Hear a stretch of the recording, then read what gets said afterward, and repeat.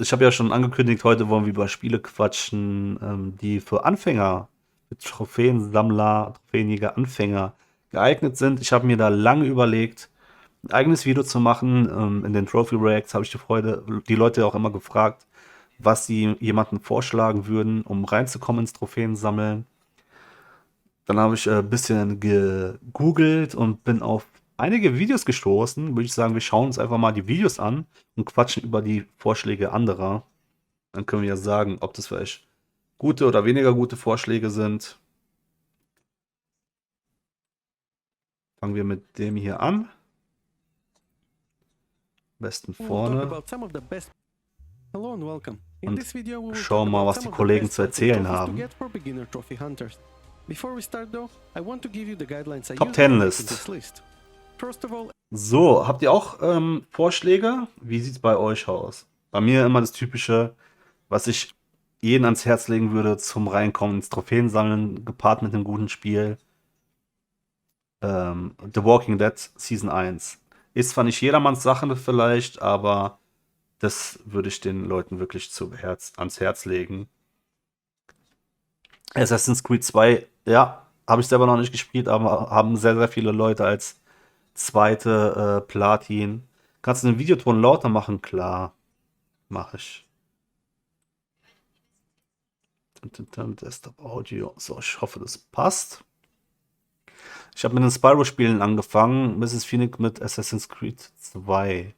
Ja, Assassin's Creed 2 ist, glaube ich, auch eine gute Wahl. Kann ich schwer bewerten, habe ich selber noch nicht gespielt. Es steht noch offen bei mir. Aber ja, viele haben Assassin's Creed 2, Resident Evil 5. Was noch so ein typisches Platin-Anfängerspiel gewesen. Boah, ich komme jetzt nicht drauf. Aber es sind schon so Spiele, wo du ein bisschen sammeln musst und gezielt drauf hinspielen musst. Gold hier, vielen lieben Dank für den Sub. Dankeschön, mein Lieber. Und herzlich willkommen bei uns. Ratchet, Spyro, Assassin's Creed 2. Ja, das sind auch gute Tipps. Also Ratchet auf der PS5, der neue, definitiv. Astrobot auch. Das sind ja so Trophäen, wo du quasi im Vorbeigehen die Platin bekommst. So Spiele, wo du quasi im Vorbeigehen die Platin bekommst. Das eignet sich alles. Walking Dead, genau, das habe ich ja auch gesagt. So, das wäre für mich so der Klassiker. Spider-Man eignet sich auch. So, aber Far Cry 3. Far Cry 3 ist auch ein guter Tipp. Solange es nicht der Zweier ist.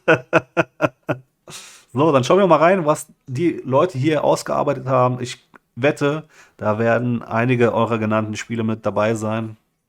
Schauen wir mal rein. Warum ist denn der so leise?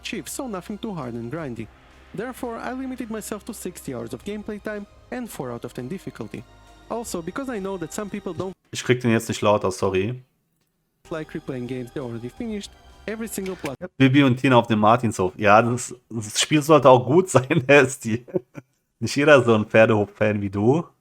Also, schon sehr speziell. So, also, er hat sich als Grenze gesetzt. Weniger als 30 Stunden. Schwierigkeitsgrad maximal eine 4 von 10 in einem Playthrough. Und das macht schon mal Sinn. Ich hätte sogar weniger als 60 Stunden rangesetzt. Platinum Trophy on this list can be achieved in a single playthrough. Another thing to note is that the main focus of this video are AAA titles, so no games under 15 hours. Okay, AAA-Titel ist auch ein guter Ansatz. Ich hätte noch AA genommen. Mindestens 15 Stunden, am besten keine verpassbare Trophäe. Famous Second Son bietet sich auch an, ja. Either. Last but not least, this is my personal opinion, so we don't have to agree on every single game. But if you think I missed something, please let me and others know in the comment section below. Now with all that out of the way, let's dive right in. So, ist das schon ein Spoiler? Walking Dead sage ich schon. Resident Evil, The Last of Us, God of War, also nur Exclusives. Okay, schauen wir mal weiter, bis auf GTA. A Plague Tale Innocence tells a great Plague Tale Innocence, ja, das ist auch ein guter Tipp. Sehr atmosphärisches Spiel. An manchen Stellen, wenn man nicht auf Schleicher steht, muss man vorher ein bisschen den Geschmack des Spielenden herauskitzeln. In Infamous 2 könnten Anfänger wegen der Schwierigkeitstrophäe abschrecken. Die wissen ja nicht, dass das kein Problem ist. Ja, aber dann kann man den Szene ja sagen. story about a young girl and her little brother, and it takes place in France during the Black Death Plague. The story itself is pretty good, and I enjoyed the focus on the character development, and despite it being pretty weird at times, I did have a good time with it. Gameplay consists of stealth and puzzle solving with a little action sprinkled in. Platinum will take you around 20 hours to complete, and with Also echt ein guter Tipp, Black Tail. Einzige Schwierigkeit, man muss vielleicht viel sammeln, um alles abzugraden. Und ja, muss man so im Nachhinein ein bisschen noch abarbeiten. Aber ansonsten ein guter Tipp, ja. Die Story ist geil, spielt sich gut, ist nicht allzu schwer, kann man mitnehmen. Hans, grüß dich mal lieber, wie geht's dir? Alles klärchen? 3 out of 10 difficulty won't give you too much trouble. You will need to keep an eye out for collectibles and to missable trophies, but with a guide and chapter. Ah, 2 verpassbare Trophäen. Was waren denn die verpassbaren Trophäen nochmal? Aber stimmt, ich habe mit Guide nebenbei gespielt. Und das wäre für mich ein Ausschlusskriterium für einen Trophäenanfänger. Ein Guide auf jeden Fall, wenn ein Guide zwingend ist. Und ich habe nebenbei einen Videoguide laufen lassen. Geht gut und dir, mir geht's bestens, mein Lieber. Freut mich, dass es dir gut geht. Wir schauen uns gerade Tipps an, Spiele für Trophäenjäger-Anfänger. Vielleicht hast du ja auch den einen oder anderen Tipp. Select, you should be able to manage it. Mit Guide ist immer schlimm, ja, selbst für ausgefuchste Hasen wie dich, Nasty, wie soll es dann für einen Anfänger sein, ja? South Park Fractured But Whole is the second game in the franchise. Rektakuläre Zerreißprobe, South Park habe ich noch nicht gespielt.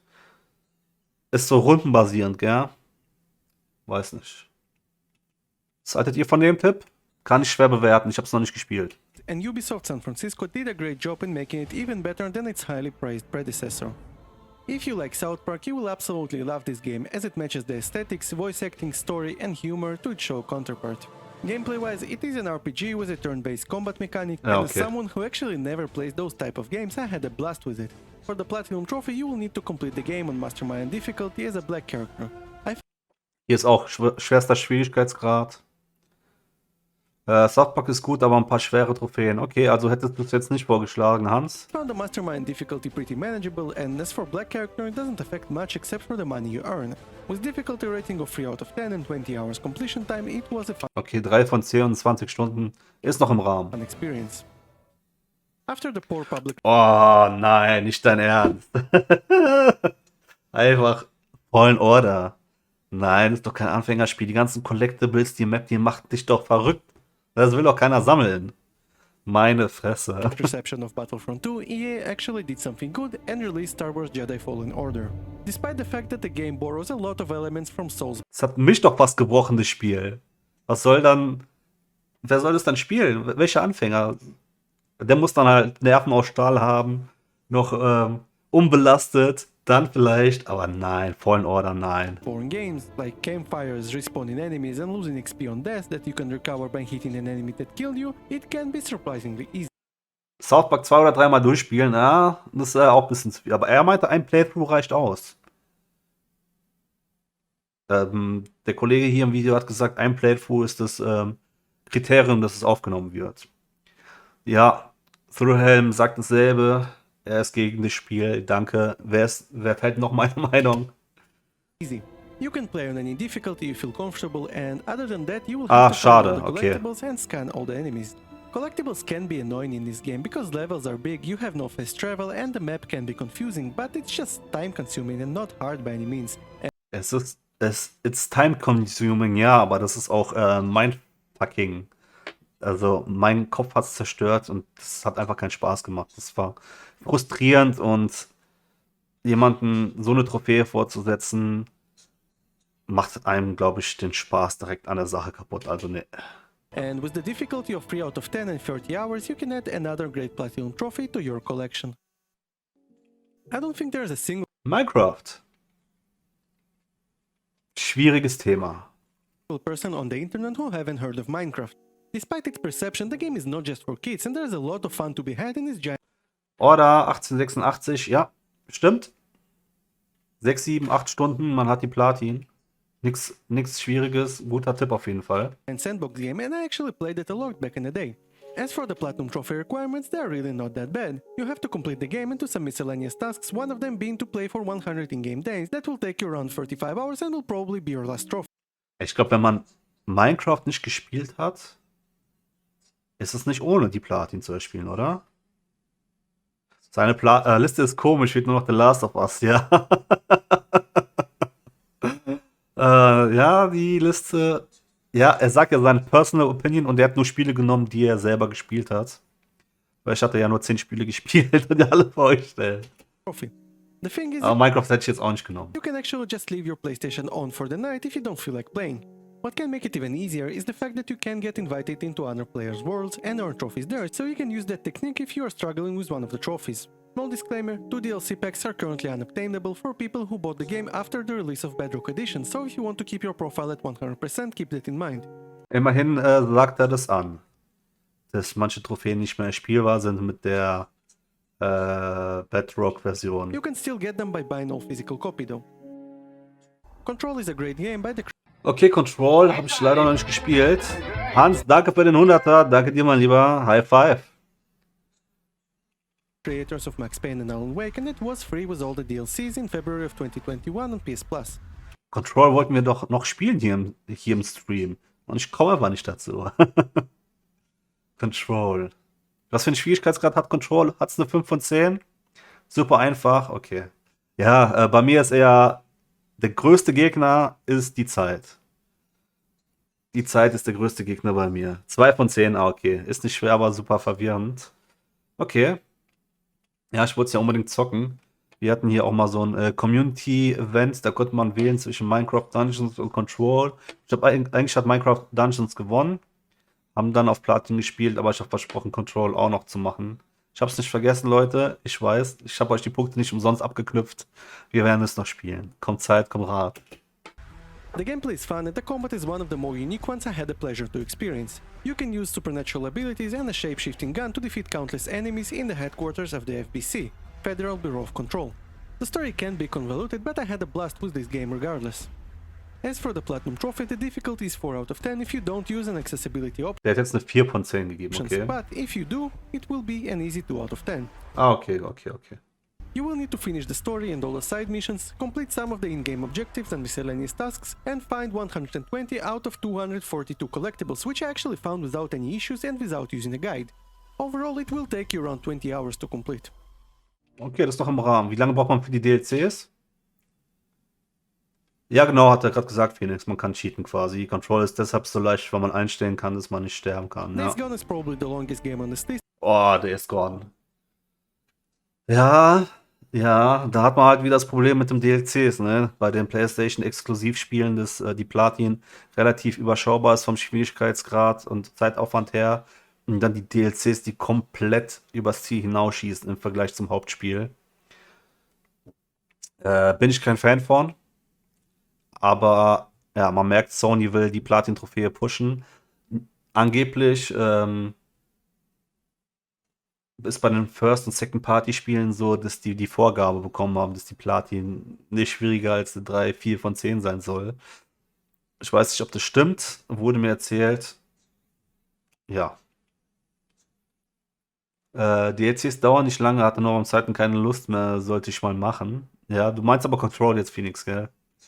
Ja, Days Gone dauert, glaube ich, lange. Oder aber man ist so gut, dass man es direkt The durchbekommt. story is great despite it taking a while to really take off, and your first hours can be bland. It takes place in post-apocalyptic US after a virus turned most of the population into freakers, mutated humans that are, well, zombie-like. The best parts of the game, in my opinion, are a strong story in the second part of the game and fighting the hordes of freakers, experience that can be scary and fun in the same time, and I honestly believe that this game is severely underrated. For a Platinum Trophy, you will need to complete the story and optional storylines, get 75% of the collectibles, unlock all the skills and do some miscellaneous tasks. One trophy you will need to pay attention to is for collecting 541 items from human enemy bodies, as they rarely spawn after you finish the story. Okay.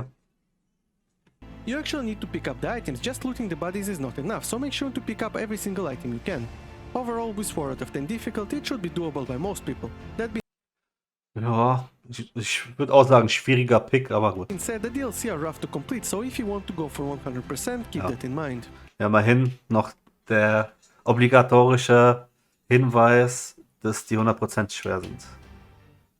Okay, Spider-Man wurde heute auch schon ein paar Mal genannt. Immerhin der erste Titel, der mit dem Chat übereinstimmt. Und ich glaube, der hat bis jetzt auch nur PS4-Spiele genannt, ne? Okay, bei Minecraft kann man sagen auch PS3, aber ansonsten Spider-Man is one of PS4-Games the nur. best PlayStation exclusives in my opinion. It tells a great story and has an amazing gameplay to accompany it. The combat system is incredible, and although you feel strong, you are never overpowered, as game continuously adds new threats and Also ich finde auch, das ist ein guter Tipp, weil hier hat man zwar auch Collectibles und so, aber das ist auf der Map alles schön einsehbar. Und das kann man ohne Guide nebenbei abarbeiten. Kann man machen. Ah, Craven, du hast Minecraft gesagt. Okay. Sorry, das ist dann untergegangen. Findest du Minecraft echt ein guter Starter-Titel? Ja, wenn man in eine Welt reinspawnen kann und durchgezogen wird und so, dann definitiv. Aber ich glaube nicht, dass man auch so irgendwie herangeführt werden sollte ans Trophäensammeln, direkt mit dem ersten Spiel alles ausnutzen, was man machen kann, sondern halt so ein Spiel des Spiels drum spielen und nebenbei die Platin mitnehmen. Ich glaube, das ist ein guter Ansatz, um jemanden daran heranzuführen. enemy variety to spice things up. For the Platinum Trophy, you are required to attain 100% game completion. That means finishing the story and side missions, finding all the collectibles, clearing out all enemy bases, stopping all random crimes, and doing some miscellaneous tasks. The map will help you out with all of that, so no guide needed. One thing that was Ja, genau. Meinte ich ja gerade, kein Guide benötigt. repetitive for me is the random crimes. They can be a grind if you leave them to free roam after the story, so try to get as much of them as possible while swinging through the city. With a difficulty of 3 out of 10 and 30 hours, anyone should be able to obtain this Platinum Trophy. Ja, klingt gut. Das ist ein guter Tipp. Horizon Zero Dawn takes Da bin ich raus. Leider noch nicht gespielt. Leider noch nicht gespielt. place in the 31st century, long after the humanity was reduced to tribes of hunters and gatherers, and the land is dominated by machines that resemble animals. The main protagonist of the story, Aloy, is a young outcast who throughout the story Ja, Thrillhelm, für dich ist alles easy. discovers her past and what happened to humanity. I found the story interesting, believable, Spider-Man muss noch die NG Plus Trophäen machen. Ja, Felix, bist nachlässig bei den DLCs, ne? and engaging. For the gameplay, it is a third-person action-adventure RPG with heavy focus on combat that you can approach in any way you prefer. For the Platinum Trophy, you will need to complete all the story and side quests, find all the collectibles, complete all the 15 trials with gold stars, scan and kill all the machines, and of course do some miscellaneous tasks. The hardest part is the trials, but you can play on any difficulty you prefer, and after unlocking the best armor in the game, they are manageable. Warum die Story-DLCs habe ich gemacht? Ja, bei Control meine ich schon so. Jetzt Control, Spider-Man, direkt 2 Spiele mit DLCs, fehlen hier noch DLC-Trophäen. The Macht auch noch difficulty is Spaß, again mein 3 Lieber. out of 10, and it will take you around 40 hours to complete. Ghost of Tsushima was Ghost of Tsushima habe ich leider auch noch nicht gespielt. Ja. Aber man merkt ganz viele Exklusivspiele und da wird halt die Agenda wieder deutlich. Easy Platins mit verpacken. Ist okay, wenn dann nicht abgefuckte DLC-Trophäen hinten rauskommen. Bei Minecraft auf der PS4 musste ich nur für eine Trophäe nachgucken, der Rest kam einfach so. Ah, okay, krass. Für welche musstest du nachschauen? released in 2020 to a great critical acclaim. It takes place in the 13th century Japan amidst the Mongol invasion. We are following Jin Sakai, a samurai who is given a dilemma of staying true to his principles or do whatever is necessary to save his people, even if it means abandoning the samurai ways. The world building and immersion Sucker Punch Studios created are incredible, and attention to detail just shows the love and effort the developers poured into this game. Platinum Journey is pretty straightforward: finish the story and all the side quests, find all the collectibles, liberate all the outposts, reach the highest rank, fully upgrade your sword, and do some miscellaneous tasks. Die mit den 10 Schaden mit einem Schlag, ja, die ist auch nicht ohne, da muss man ja einiges beachten. Das hat sich auch mit der Zeit geändert, die Trophäe. Man musste ja irgendwie eine bestimmte Waffe dann ausrüsten, einen Trank trinken, kann auch sein. Und ich musste noch springen dabei. Ich musste springen und in der Luft fallend den Schlag ausführen, sonst hat es nicht gezählt. Da kann ich nachvollziehen, dass man da nachschauen musste. Lohnt war meine 1000. Platin, ja. Also wenn ihr mir welches der Spiele, die aufgelistet wurden, hier würdet ihr mir empfehlen? Control, also die mir noch fehlen. Control, schauen wir gleich, schauen wir am Ende des Videos. Mal gucken, was noch kommt. Finish all of that in around 40 hours and without too much struggle, as the difficulty rating is 3 out of 10. This might not God of be a War. surprise, Okay, God of War. Ja, die letzte Valkyrie könnte könnte auch frustrierend sein. Ich fand auch ein bisschen zu viele Collectibles, hat auch genervt. Musste ich auch mit Guide nebenbei schauen, glaube ich. Aber ja, geiles Spielerlebnis. Als Empfehlung, reine Spielempfehlung ja, als Platin-Empfehlung weiß ich nicht. But in my opinion, God of War is a great platinum trophy for everyone to get, not just the beginner trophy hunters.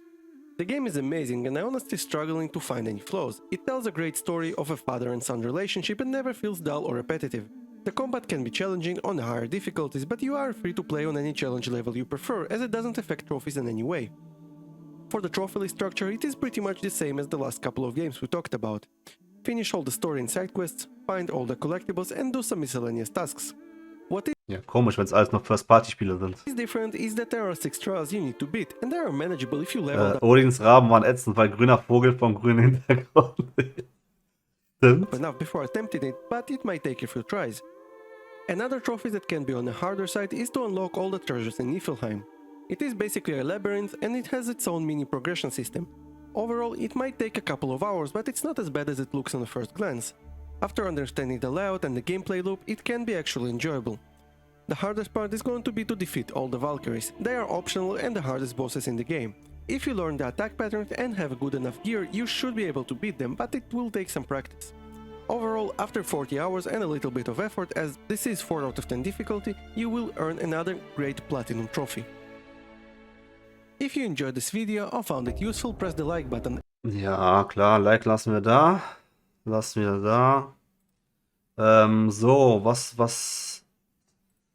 Welche habe ich noch nicht gespielt? Intro, Plactel, also was würdet ihr mir empfehlen von den Spielen, die ich noch nicht gespielt habe? Wenn ihr eins wählen müsstet. South Park, Control, Days Gone, Spider-Man, Horizon, Ghost of Tsushima. Eure Tipps bitte. Ich suche schon mal das zweite Video raus zum selben Thema. Vom guten Platinum Bro. In this video I'm going. Der ist auch ein bisschen lauter. Sorry für den White Mode, ich weiß, ihr hasst den. Zocken kann man alles davon, aber du nimmst Ghost of Tsushima, okay.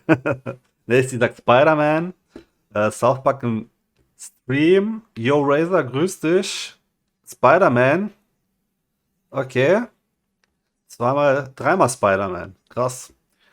Ja, ich habe ja Miles Morales gespielt. War okay, war jetzt nicht so überragend. Aber vielleicht gefällt mir der originäre Spider-Man besser. Ghost Story ist einfach, die Multiplayer-Trophies nicht so sehr. Ja.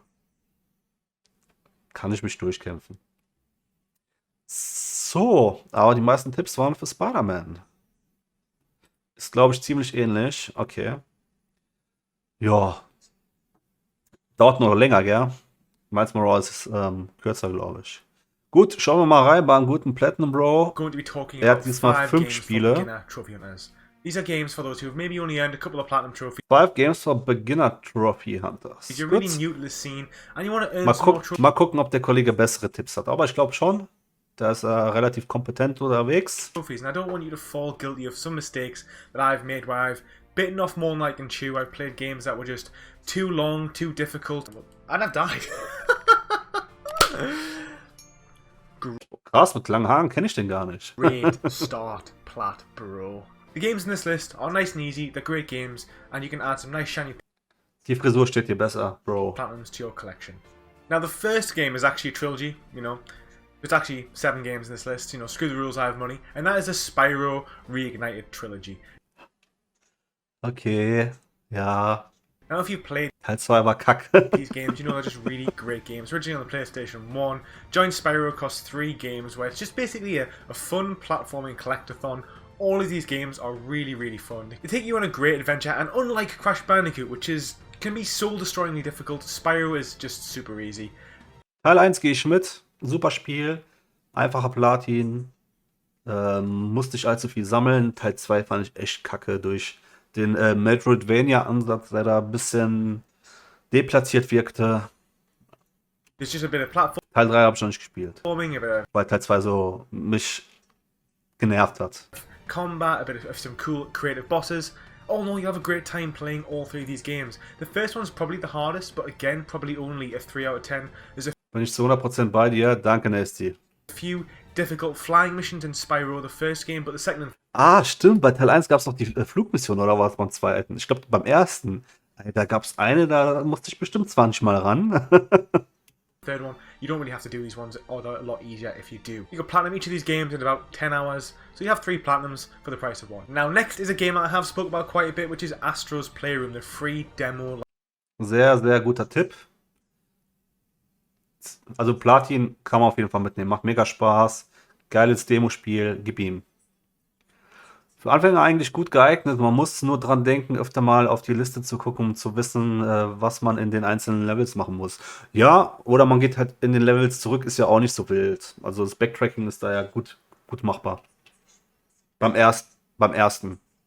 Beim zweiten weiß ich nicht mehr. Aber den zweiten habe ich wieder verdrängt. Der hat mich so genervt. Like game for the PlayStation 5. Take control of Aber haben wir Backlog Monday dann platiniert. my favorite mascot. Every couple of seconds you'll be reminded of something amazing from one of the generations of the PlayStation consoles or one of the games from those consoles. And it's really fantastic. It's a lot of fun. The combat is just, it's simple, it's easy. There's a little Ja, das ist echt ein guter Tipp. Wenn man eine PS5 hat, direkt das erste Spiel, das man installieren sollte zum Anzocken und Platin mitnehmen. War auch meine erste PS5 Platin. Abgesehen von der Destiny 2 Autopop. bit of DLC which involves speedrunning a few levels, but honestly, it's nothing too challenging. You can get the platinum and the DLC 100% in about 6 hours. You'll have a lot of fun doing it, and it's free as well, so why not go for that platinum? Okay, next is a game that was a launch title for the PlayStation 4 that I only recently played, and that is Murdered Soul Suspect. This is a bit of a weird Okay, habe ich auch schon öfter gehört, leider noch nicht gespielt.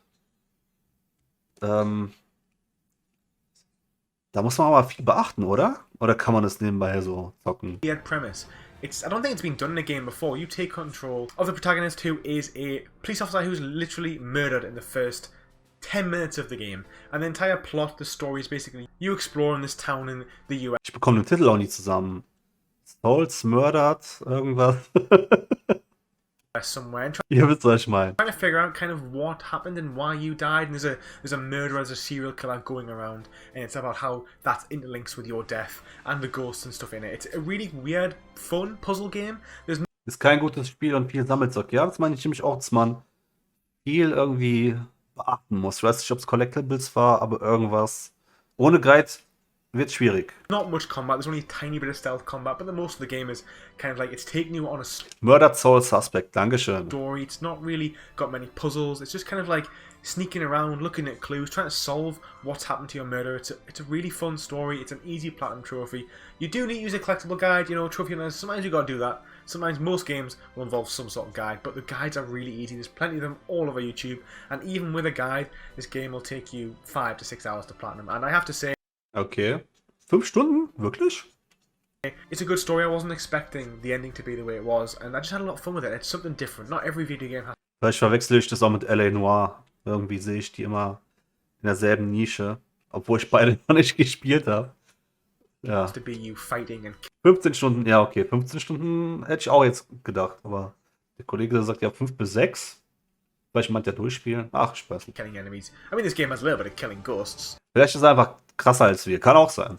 but not on most. It's just this game takes you on a journey, and you go along with it for the ride. Okay, next you need 2 players for this one, and that Okay, A Way Out.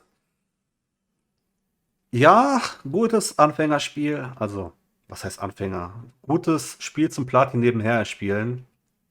Ich fand das Spiel leider nicht so gut wie viele andere. Hab zu viel erwartet. is A Way Out. This is Aber war okay. Für einen entspannten Abend war es auf jeden Fall.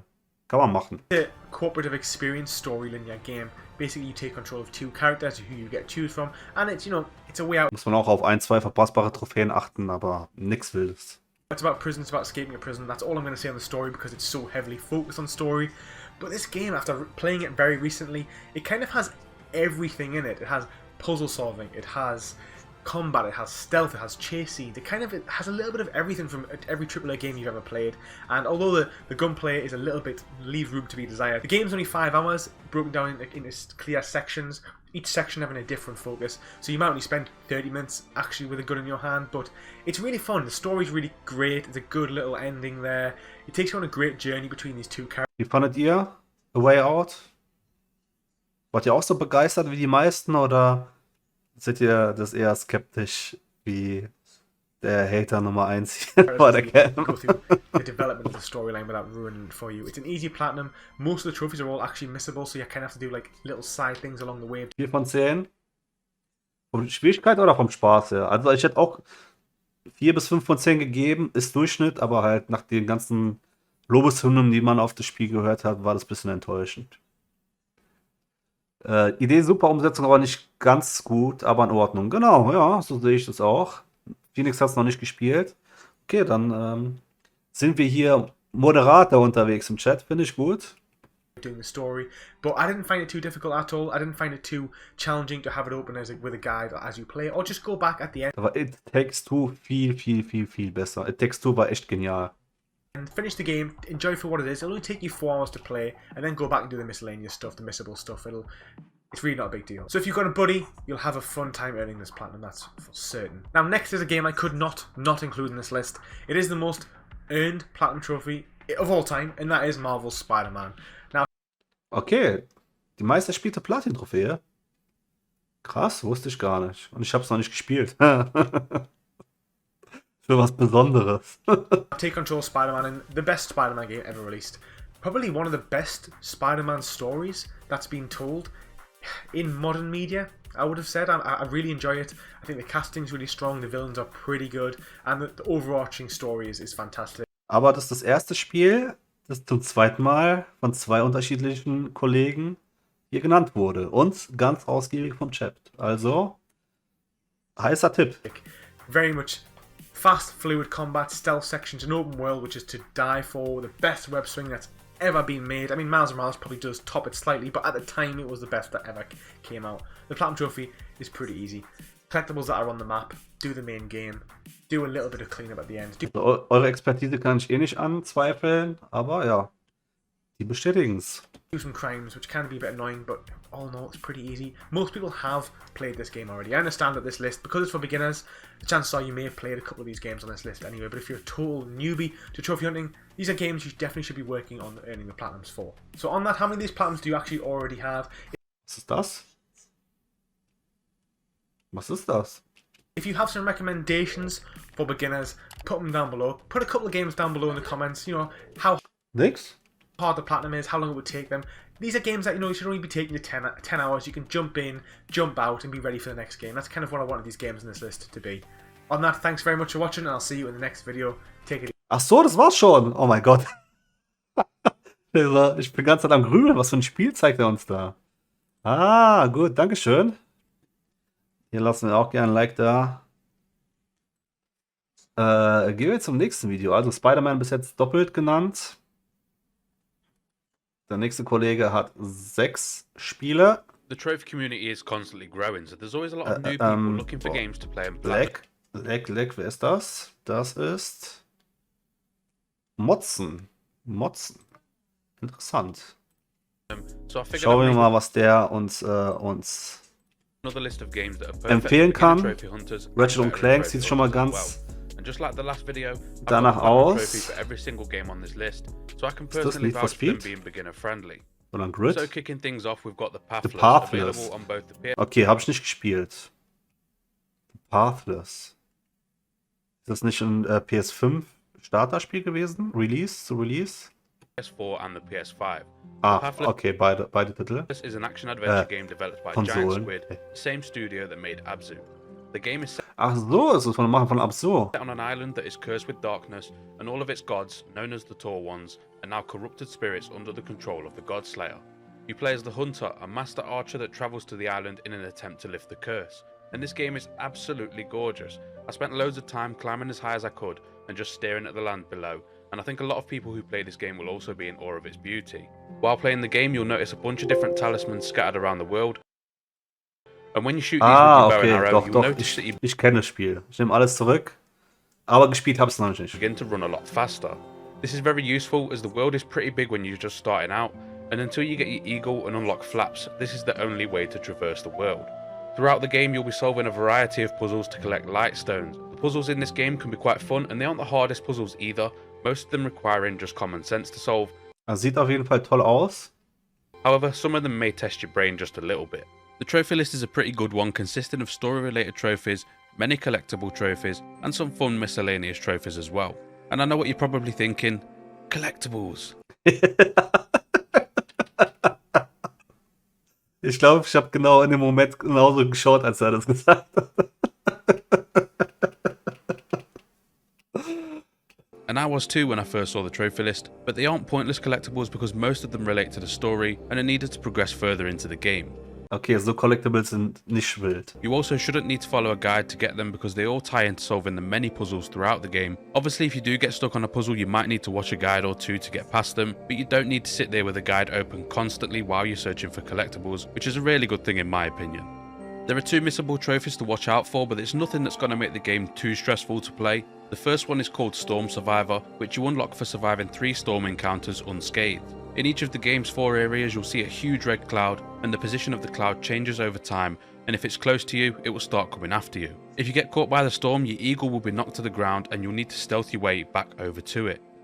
Also, klingt auf jeden Fall interessant, behalten wir im Hinterkopf, und werden wir auch noch spielen. While doing this, you'll be hunted by a spirit animal, and all you need to do to obtain the trophy is make sure you stay still when the spirits are looking at you. Take your time here because there's no time limit, you just don't want to get caught. Do this 3 times and you'll unlock the trophy. This is missable because the clouds are only in the game for as long as the bosses are. So if you kill a boss in one area, there will no longer be a cloud in that area. The other missable trophy is called Sky Master.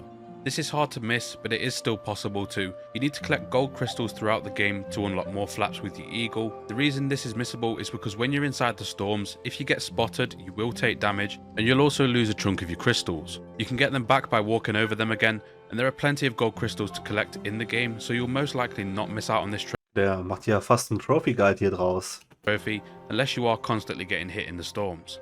Other than that, you're free to enjoy the game however you want to and take in as much scenery as you like. The Pathless has a difficulty rating of a 2 out of 10 and should only take you around 15 hours to get the Platinum Trophy. Next Ja, kann man mitnehmen. up is Terminator Resistance, available Oh nein. Nein. Würde ich nicht empfehlen, weil das Spiel war nicht mehr als okay. War allerhöchstens okay. on both PS4 and PS5. Terminator Resistance is a first-person shooter set during the original future war from the films The Terminator and Terminator 2 Judgment Day. You play as a man called Jacob Rivers, a brand new character in the Terminator universe, and a soldier in the Resistance led by John Connor. Throughout the game, you'll meet up with survivors, and your decisions will impact their chances of survival. Findest du? Ich fand's okay, mehr auch nicht. Also, ich hab hier sogar im Stream gezockt auf Platin. War eine Platin-Kette. War froh, als dann rum war und hab den zweiten Stack dann nicht mal gespielt. And can also change the ending you get as well. Even though Jacob is only a private, you'll soon find out that he's been targeted by Bestes Terminator-Game, ja, das ist ja auch nicht schwer. Das beste Terminator-Game ist der Flipper, den es zu Terminator gibt. Der war genial. Ja, ansonsten gab es nicht viele gute Terminator-Spiele, deswegen die Messlatte ist nicht hoch. Skynet and has been marked for termination. You get to fight some iconic Aber da stimme ich dir zu, das ist das beste Terminator-Game, da können wir uns drauf einigen. enemies such as the T-800, as well as some enemies that are completely new to the Terminator universe. There's not very many weapons in the game, but the best ones in my opinion are the plasma weapons you get when you defeat the machines. The plasma rifles are very powerful against machines and can do massive damage, however they do overheat. Throughout the world you'll be scavenging things like ammo, lockpicks, and you can also upgrade your weapons based on how you like to play. You can choose to have more damage, fire rate, stability, or a mixture of them all. You also get to upgrade your skills, and these are split into 3 categories: combat, science, and survival, further allowing you to customize your build based on how you like to play. While Terminator Resistance isn't the best game that I've ever played, I still think it's worth playing, especially if you're a fan of the Terminator franchise, and the Platinum Trophy is incredibly easy to obtain as well. So to get the Platinum Trophy, you'll need to complete the story, grab a few collectibles, and do Ja, das stimmt, Platin ist nichts Wildes dran, kann man mitnehmen, aber für das Spiel eher Durchschnitt. a few miscellaneous trophies as well, nothing new there. There's only one missable trophy called No Hope, and this can easily be avoided by making sure you level up your lockpicking Ah, stimmt, das musste ich sogar noch nachträglich holen, die Trophäe. Und irgendwas hat dann nicht geklappt. Was war das, ey? irgendwas wollte da nicht, wie ich wollte. skill to level 3 before you get to the Back to Pasadena chapter. Once you've done that, all you need to do is unlock the door in this chapter and the trophy is yours. Because that's the only missable trophy in the game, you're free to just enjoy the game however you want to. There is chapter select available, so if you do happen to miss out on any of the miscellaneous trophies, you can always go back and clean them up whenever you want to. But you'll more than likely unlock a lot of these trophies without even trying to. There's also no difficulty related trophies, so if you really wanted to, you could play this game on easy and just breeze through everything. However, the game has a tendency to glitch and not track your progress for certain trophies. This can happen randomly, and the only way I know how to fix this is to restart the game application and use chapter select to replay the segment you missed trophies on. If that doesn't work, you'll need to reinstall the game and then use chapter select to replay whatever segments you missed trophies on. Terminator Resistance has a difficulty rating of a 2 out of 10, and you can get the Platinum Trophy in around 5 to 10 hours. Next up we have Spider-Man Miles Morales, and I've got my good Okay. Wieder ein Spider-Man, diesmal Miles Morales. 2 von 10, 15 Stunden. Ja, kommt hin. Den Teil habe ich gespielt, immerhin. Kann ich was zu sagen. Aber hat mich jetzt auch nicht so vom Hocker gehauen. War okay. War okay. So. Eine 7 von 10. friend Ilya Kunin Spielspaßmäßig, ja. in here to tell you a little bit about the game.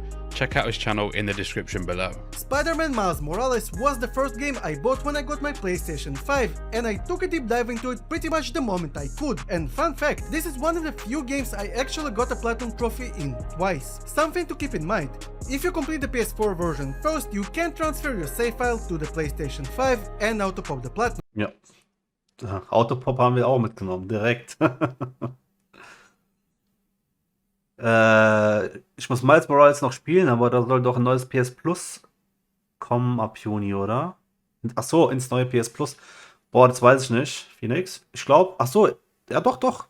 Ins Now, ja? Also ins alte Now quasi. Wenn du das entsprechende Level hast, dann, ja.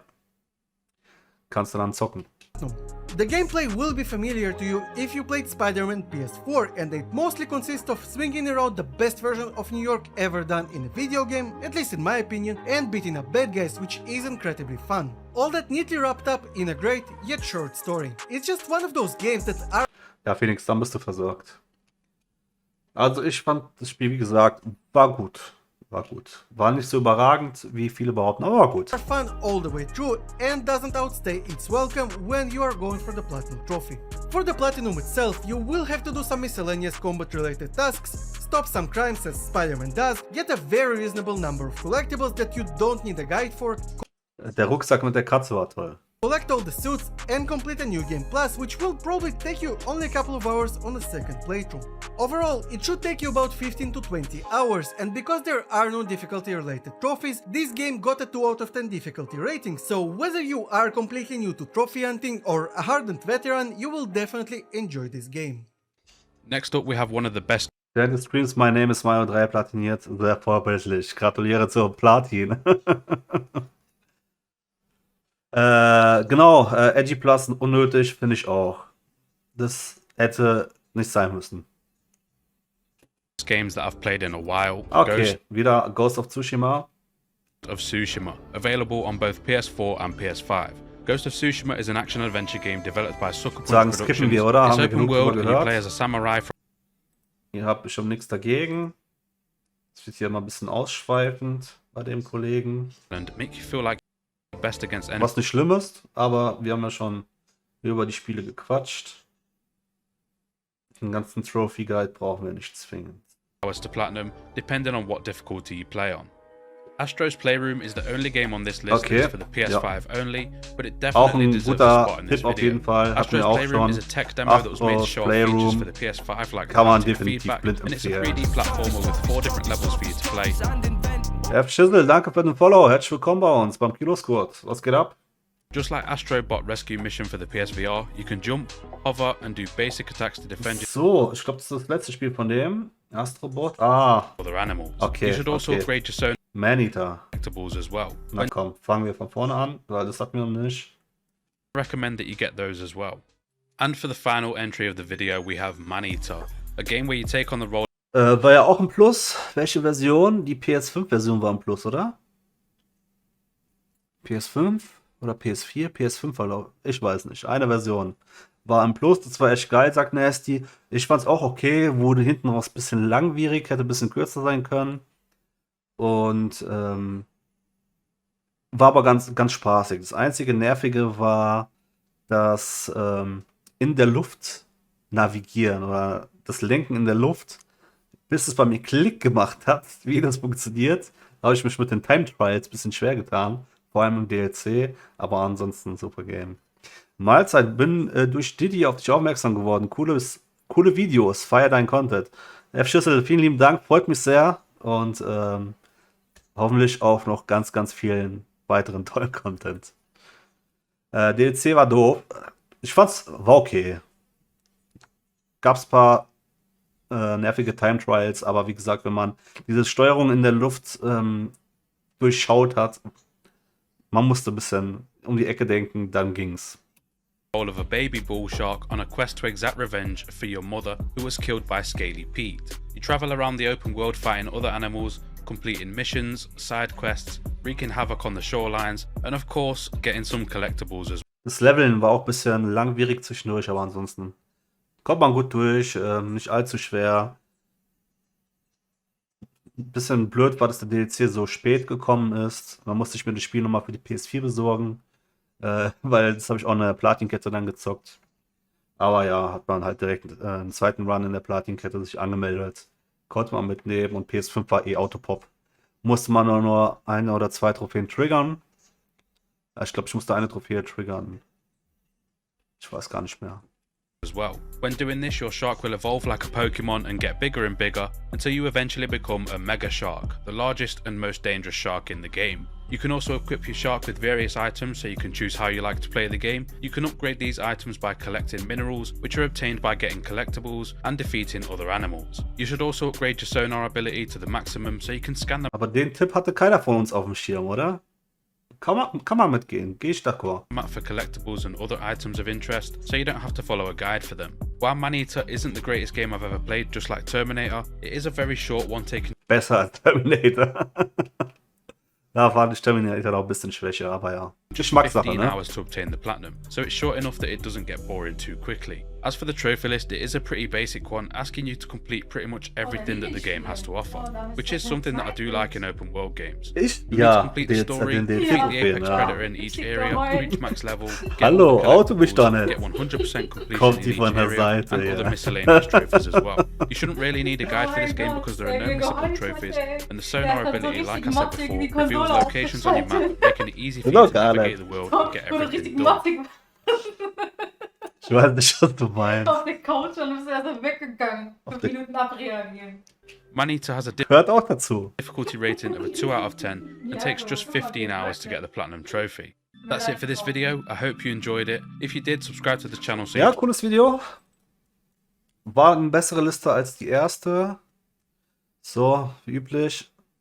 Like gehört dazu. Und dann habe ich, glaube ich, noch das letzte Video. Das längste für heute. Und dann haben wir alle Vorschläge durch. Ah, krass, der hat einen coolen Hintergrund. Wer ist das? Platinum Trophy, okay. Der Kollege heißt The Platinum Trophy. Okay, mal schauen. Der muss dann Ahnung haben, wenn er sich so nennt. Der Pulli ist nice. Ja, den würde ich mir direkt gönnen. Wo kann man den kaufen? Der hat was. To your eye every time. Oh, it's just so... Bling. It's good. Whether you have 1 platinum trophy or 100 platinum trophies, you know Ah, exactly da ist die God of War Collector's Edition im Hintergrund. Nice. what I'm talking about. I get a lot of questions on these videos about how to go about trophy hunting. Which games Er ist verkauft, ja, abgestoßen. should I be earning platinum trophies in? Which games are good games to earn platinum trophies in? So I decided to compile a list. This is 10 must-have platinum trophies, especially for beginner platinum Pulli geht voll klar, finde ich auch. Weiß steht mir nicht unbedingt so, ich bin eher so der Schwarzträger, aber den würde ich mal anprobieren. Ja, passend zur Lampe im Hintergrund. trophy hunters. I think all of these games on this list are really easy because they fit into a very specific set of criteria. No missable trophies, no difficulty trophies, no online trophies. They're all AAA games and they rate highly on Metacritic as well. Okay, das ist, finde ich, mal eine gute Auswahl. Keine Missable Trophies, keine Online-Trophäen. Gut, die meisten, die davor vorgestellt wurden, hatte kein Spiel Online-Trophäen. No Difficulty Trophies, ja, das ist halt, kommt immer aufs Spiel an, aber kann ich verstehen. AAA Games, schauen wir mal. well. Oh, and of course, they're all available on the PlayStation 4. This pretty strict criteria makes for PS4, some exklusiv. fantastic games and trophy lists and just experiences. Ich glaube, wir müssen eine eigene Liste machen. Mit Anfang PS3, über Vita, über PS4 und PS5. Vielleicht auch eine Top 10 für Anfänger. Mal sehen. In general. So while this is geared at new trophy hunters, I think that these games are a must-have for any trophy hunter out there. These are in no particular order. Let's have a look at number 1. The first game on the list is Ghost of Tsushima. This is Sony's third-person Okay, der dritte, der uns das empfiehlt. Japanese action game that came out in 2020. Let's talk about the trophies first. This game is a 2 out of 10 Seine difficulty. Platin-Trophäe sieht auch toll aus. Ah, stimmt. Boah, die habe ich gar nicht gesehen. Sieht echt gut aus. Hab momentan auch noch die PS3 hier stehen. Da gibt es so viel gutes Zeug. Ich bin ein riesen Fan von der PS3. Und deswegen, ich hab's noch im Hinterkopf. Bei uns auf dem Discord. Schissel, du bist übrigens auch herzlich eingeladen. Ihr alle da draußen, ihr seid alle herzlich eingeladen, unserem Discord zu joinen. www.clubplatin.org. Da werdet ihr direkt drauf weitergeleitet. Wir haben nämlich Challenges.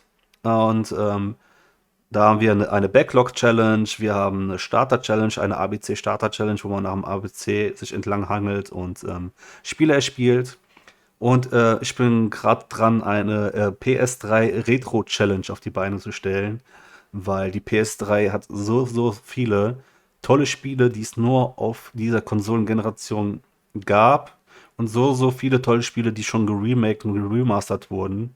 Und das hat alles einen Grund und deswegen wollte ich dem eine eigene Challenge widmen. Ich weiß noch nicht genau wann, aber ich bin dran. Ja, und wir haben natürlich eine Level 10 Challenge, die Phoenix, die darf ich natürlich nicht vergessen. Das ist die beste Challenge. Ihr fangt bei einem Schwierigkeitsgrad 1 von 10 Spiel an und arbeitet euch sukzessive durch bis zum 10 von 10 Schwierigkeitsgrad Spiel und ja. Das ist auch unsere beliebteste Challenge, also da auch unbedingt mitmachen. And it's going to take you around 40 hours to complete. Remember, no missable trophies, no online trophies. Nicht die beste, aber die erste. Sowohl als auch. No difficulty. Backlog Monday Challenge gibt es noch, aber die ist ein bisschen speziell und außen vor. Gut, Ghost of Tsushima haben wir schon zu Genüge gehört. Heute gehen wir zum nächsten. Spyro the Next up we Dragon. have Spyro the Dragon, the original one from Er sagt, er beschränkt es auf Teil 1. Finde ich gut. the Haben wir Spyro auch schon drüber Reignited Trilogy. gesprochen. Now to buy this game, you actually do have to buy the full Reignited Trilogy, which gives you 3 games, but I think specifically calling out Dann kann ich Ratchet und Clank für die neue Challenge aufbewahren. Kannst du craven. Wenn es nur auf PS3 gab, ja. Ich glaube, ja, die meisten wurden ja nicht.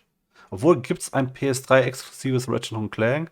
Also ich habe schon ein paar Regeln im Hinterkopf, aber noch steht nichts auf Papier fix. Level 10 klingt hart ab 8, ja. Es hat eine Herausforderung. Ja, Phoenix zerbeißt sich gerade die Zähne an Stufe 8. Mir fehlt immer noch ein Stufe 5 Spiel, weil ich bis heute nicht was spielen soll. the first one of these ones because it is the easiest out of all 3 of them to earn the Platinum Trophy in. Again, a 2 out of 10 difficulty on this one, and it's only going to take you around 10 hours to complete. Spyro is a really Enter the Nexus war exklusiv. Ah, okay. Perfekt. Das ist doch das mit der Online-Trophy, gell? awesome old school mascot 3D platformer game with a bunch of trophies that are pretty intuitive for just playing through the game, collecting different things, and finishing each of the different levels. If you're into old school Ja. Spyro würde ich vielleicht nicht wählen wegen den Flugleveln, aber ja, ist gut machbar. Spider-Man, okay, hatten wir jetzt auch schon zu Genüge. Ich gebe mal ein bisschen vor. Last of Us Part subscribe to 2. the channel, make sure you go Okay. ahead and hit that subscribe button down below. I hate to interrupt like this, but it would mean so Ich glaube, das wird das aktuellste Video sein. Die anderen hatten wahrscheinlich Last of Us 2 noch nicht zur Auswahl. Bei Last of Us 2 haben wir das beschriebene Problem. Easy Platin-Trophäe, abgefuckte DLC-Trophies und dessen muss man sich bewusst sein, aber ich glaube, für jemand, der frisch anfängt mit dem Sammeln, kann man den Titel gut empfehlen.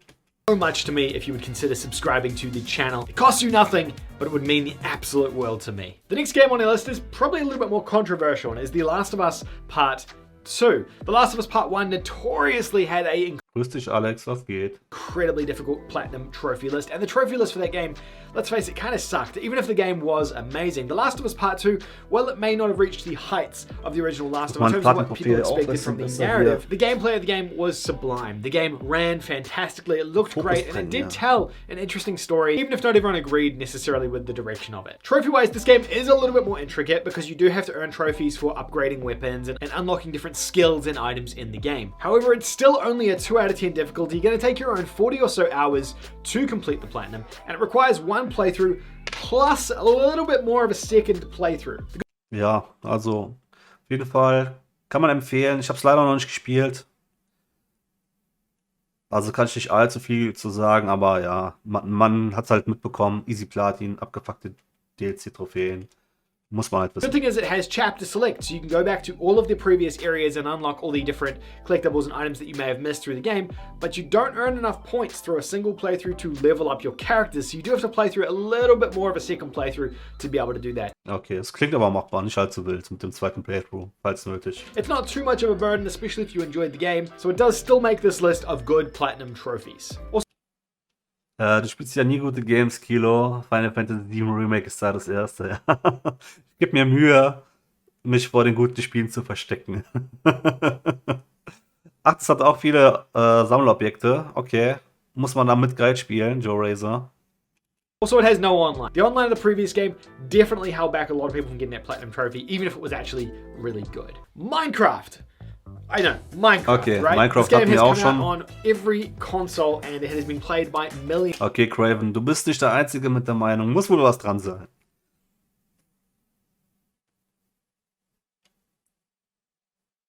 Als nächstes kommt... This is pro Minecraft again. Like Okay, I did interessant. when I Fallout went back 4 and hatten wir noch earned nicht. Mal sehen, was er this dazu game. zu sagen Fallout hat. 4. And this is Das Fallout Shelter platiniert, aber das ist ja schwer vergleichbar mit dem Spiel. probably the only one on this list, maybe except for The Last of Us Part Eine 2 von 10? Ehrlich? Ich dachte, da wäre schwieriger. 2, which has got a little bit of fiddling that needs to be done. Fallout 4 is a really cool Western RPG. Massive open wasteland world, post-apocalyptic setting. Fallout 3 und New Vegas würde ich übrigens bei mir in der Retro-Challenge mit aufnehmen. Zumindest eins von beiden. Wenn nicht sogar beide. But not in the sense of zombies, in the sense of nuclear warfare, which kind of Gute Spiele für Einsteiger sind solche, bei denen man viel Zeit verbringen möchte. Ja. Ja. Und wo sich das nicht gezwungen anfühlt. Wo sich nichts gezwungen anfühlt, wo sich alles auch belohnt anfühlt. Das ist halt ein sehr schmaler Grat. Bei mir war Spider-Man. Ich kenne jemanden, bei der war es Days Gone. Hatten wir beide Spiele heute, die als Vorschlag, kann ich nachvollziehen. Ja, hatte bei The Last of Us 2 einen Guide für die Sammlerobjekte, der fast 3 Stunden ging. Okay, das wäre für mich schon mal ein K.O.-Kriterium, das jemandem nahezulegen, wenn du einen 3 Stunden Guide hast, den du nebenbei laufen lassen musst, um die Platin zu holen. Mein Freund nervt mich schon ewig gegen Fallout 3, aber bin eher so der Skyrim-Fan. Das eine schließt doch das andere nicht aus, Schüssel. Dan, grüß dich, herzlich willkommen, was geht, mein Lieber? makes it unique. And if you enjoy RPGs or Western RPGs of the sort, this is a must-have game. Fallout 4 is good. It's not maybe as good as the previous four. Was schaust du? Wir schauen uns gerade Spiele an, die für Anfänger Trophy Hunter empfohlen werden. Und kommentieren das Ganze. Wir sind auch schon beim 4. Video für heute. Das wird auch das letzte dafür sein, weil langsam überschneiden sich die Vorschläge. Und ja, vielleicht haben wir am Ende noch ein paar eigene Vorschläge. Fallout games, but it is still a great game. Trophy list on this is very easy as well. It's going to take you around 50 or so hours to complete, and it's a 2 out of 10 difficulty. The thing that makes it a little bit fiddly is the game has a couple of different endings, and you have to save the game at a very particular point towards the end of the game to then replay the different endings. Now, if you want to Ich überlege mir nun zweimal, ob ich ein Open-World-Game anfange. Ja, Open-World kann man halt viel falsch machen. Kann sehr schnell in Arbeit ausarten, vor allem wenn es aus der Schmiede Ubisoft kommt. Ich habe noch viel hier rumliegen, kommen wir nicht mehr hinterher. Ey, Schissel, da bist du nicht allein. Wir sitzen alle im selben Boot. Do this without having anything spoiled or without having to look at a guide or a trophy list, it's pretty straightforward. Just make sure you continuously make manual saves, especially towards the back half of the game. If you're doing this throughout the game anyway and you get into a good practice of it, it shouldn't be a problem for you, and you'll only have to replay a couple of hours towards the back of the game. I think it's about an hour, maybe 2 hours max at the very end of the game, the last few missions, in order to earn the different endings. Wundert mich echt, dass noch keiner Walking Dead empfohlen hat. Wobei die meisten haben ja dann sich auf AAA-Games beschränkt, aber trotzdem, Walking Dead ist so ein Must-Have. Das sollte man auf jeden Fall mitnehmen. Die Order 1886 ist auch ein guter Tipp. Was gibt's noch so? The Plague Tale war schon gut. Hellblade würde ich noch empfehlen. Das ist echt ein gutes Einsteigerspiel. Mal sehen, was noch kommt. Alle Telltale-Games eigentlich, ja klar, aber da gibt es auch Qualitätsunterschiede, Schüssel. Und Walking Dead Staffel 1 hat mich so überrannt, gefühlstechnisch und auch generell, wenn jemand vielleicht nicht allzu viel Erfahrung mit Videospielen hat, ist auch ein guter Einsteigertitel.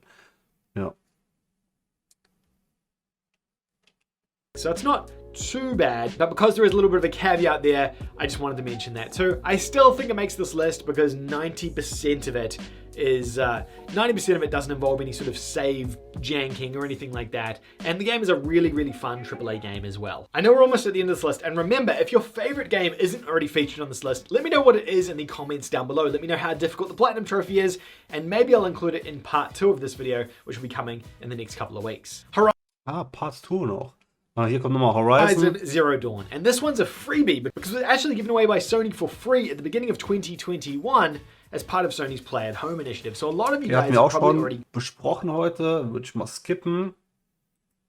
feel Oh sorry for nein, some people. hat er nicht Star Wars gemacht. Jedi Fallen Order. A not Da will ich Sony direkt game wieder for a change, I ausrasten. know. This game's about a 3 out of 10 difficulty. It's going to take you 40 hours to complete. Fallen And Order, Star Wars Jedi nein. Fallen Order. Einfach nein. Tschüss. This is one of my Okay, favorite God of games War that haben wir came auch out nochmal on als the Tipp. Ja, schwierig, weil da gibt es mehrere Leute, die an der letzten Valkyrie verzweifelt sind und weiß nicht. Da würde ich wieder lieber safere Tipps abgeben als God of War. Warum? Was mit Fallen Order? Ja, die Collectibles und die Map ist halt einfach Grütze und also da habe ich schon rumgekotzt. Ja, mit Videoguide offen, mit zweimal, dreimal dieselben Maps abklappern, mit allem Möglichen. Und dann kannst du das nicht jemandem, der sich herantasten will, ans Trophäensammeln empfehlen. Easy Clap, ja, für dich denn. Du zockst ja nur schwierige Games, aber wenn jemand wirklich an dich herantritt und sagt, oh, dieses Konzept des Trophäensammels, das klingt ganz interessant, hast du ein Spiel für mich, das du mir empfehlen kannst, das mich ein bisschen heranführt, dann gibst du ihm kein Spiel, das ihm brechen kann direkt am Anfang. PlayStation 4 generation. God of War is an absolutely superb Also God of War hatten wir heute schon und nochmal to Days complete on Gone. this list. And Also irgendwie habe ich das Gefühl, die sind alle von Sony gesponsert, so viel First-Party-Games. Oder spricht einfach für die Exclusives. Aber ja, langsam. Oder die haben alle voneinander abgeschrieben, nur nicht so offensichtlich bis in die Reihenfolge geändert. Und gesagt, so, okay, hier meine Top 5 Easy Platin Games für Anfänger. that is Days Gone. This one is going to take you about 70 hours Ich gebe den Sekiro, weißt du was? Ja, du bist ein richtig mieser, ja. to earn the Platinum Trophy. I know, it's a big, big game. And that's because the open world in this game is just so massive. On saying that though, it is still only a 3 out of 10 difficulty. Ja, ich glaube, über Days Gone haben wir auch schon alles gesagt. Das war dann auch der letzte Tipp von den Kollegen. PS Exclusive sind ja auch No-Brainer. Ja, das stimmt. Das stimmt. Aber ich glaube, es gibt wirklich Spiele, die eher dazu geeignet sind. Da müsste ich mir echt ein paar Gedanken machen. Aber ich bekomme richtig Lust. Die haben sich auch sehr stark auf PS4 und ein bisschen PS5 beschränkt. Vielleicht erarbeite ich selber mal eine Top 10. Beginner, Trophy Hunter, Platin Games und stelle die dann vor. Ich würde, glaube ich, Spider-Man-Anfänger geben, ja, denn es war heute ein sehr oft genannter Tipp. Ich glaube, damit würdest du safe gehen. Ich habe den noch nicht gespielt, den normalen, den Spider-Man, Marvel Spider-Man. Aber es klingt nach einem sehr, sehr brauchbaren Tipp. Also, wenn ihr von mir so ein Video sehen möchtet, eine Vorstellung der guten Anfänger-Platin-Trophäen, dann lasst es mich wissen. Ansonsten lassen wir es für heute gut sein. Wir zocken noch ein bisschen Final Fantasy, oder? Was sagt ihr dazu? Ja, ihr habt es eh nicht zu bestimmen. Alex hat diktiert, wir müssen Final Fantasy weiterspielen. Ich hoffe, ihr hattet Spaß gehabt und ja, falls ihr noch Anfängertipps habt, lasst es mich gerne wissen.